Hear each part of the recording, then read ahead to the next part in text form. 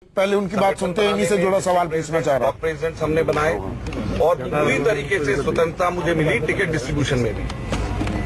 जैसे मैंने कहा कि रीजनेबल वापसी है, हमारी रीजनेबल कांग्रेस के वोट्स वापस आ रहे हैं, लेकिन मेरी आशा इससे थोड़ी और ज्यादा थी। मेरी आशा थी कि हम लोग थोड़ा सा और इससे अच्छा हम प्रदर्शन करेंगे। लिहाजा दिल्ली कांग्रेस अध्यक्ष होने के नाते मेरी नैतिक जिम्मेवारी बनती है कि अगर जो मेरी उम्मीद थी वो पूरी नहीं हो पाई, लिहाजा मैंने तय किया है कि मैं अपने पद से इस्तीफा दूंगा और मैं दिल्ली प्रदेश कांग्रेस कमेटी के अध्यक्ष से मैं इस्तीफा दे रहा हूं।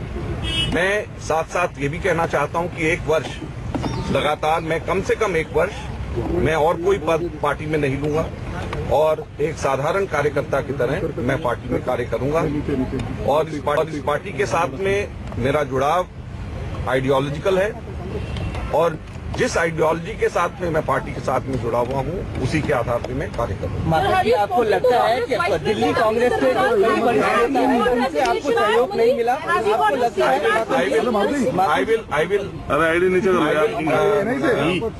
I will submit my letter to the Congress President and Vice President very shortly.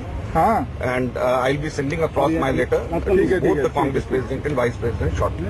So many people are saying that people defected to BJP right ahead of municipal election. That was a major factor for Congress to lose this election. Well, people leaving Congress at this juncture, just before the elections, they have definitely caused damage, but people should understand and Congress workers should understand that after taking so much from the party when we were in power, what was the pressing reason for them just at the eve of elections to go and join the diametrically opposite party?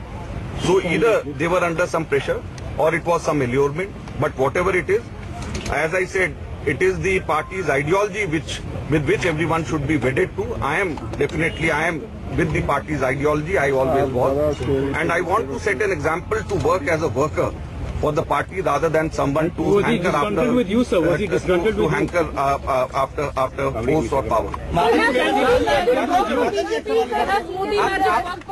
आपको लगता है कि दिल्ली कांग्रेस के कई नेताओं ने आपको सहयोग नहीं किया?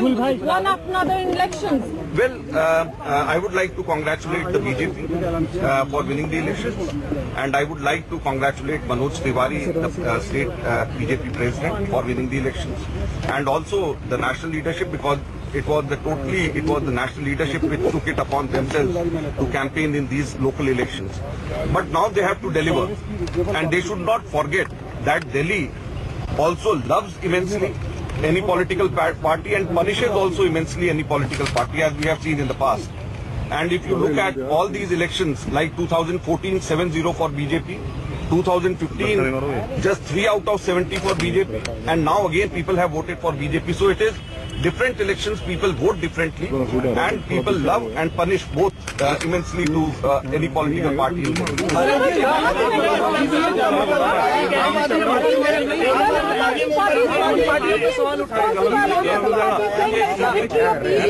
ईवीएम के ऊपर इलेक्शन कमीशन को जरूर भाई कहना पीछे करो यार, और हमारे को जहाँ पर हम ईवीएम के ऊपर हम लोग शक और शंका है, वहाँ पर हमारे को साथ साथ में इलेक्शन कमीशन के ऊपर पूरा हमारे जो संवैधानिक संस्थाएं हैं जैसे इलेक्शन कमीशन, उनके ऊपर हमारे को पूरा भरोसा होना चाहिए और हम उम्मीद करते हैं कि इलेक्शन कमीशन हमारे इसके अंदर जो भी शंका होगी उसको दूर करेगा, क्योंकि जो हमारी इंस्टीट्यूशन। तो दिल्ली प्रदेश अध्यक्ष अजय माकन एमसीडी के नतीजों के बाद और कांग्रेस की बुरी गत 33 सीटें 270 में से कह रहे थे इससे थोड़ी सी ज्यादा उम्मीद थी, तो मतलब क्या 50 सीटों की उम्मीद थी, ये थोड़ी बात समझ नहीं आई।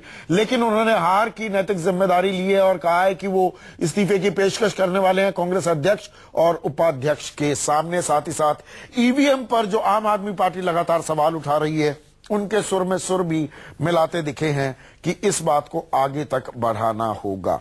एक छोटे से ब्रेक लेंगे, ब्रेक के बाद भी खबरों का सिलसिला जारी रहेगा।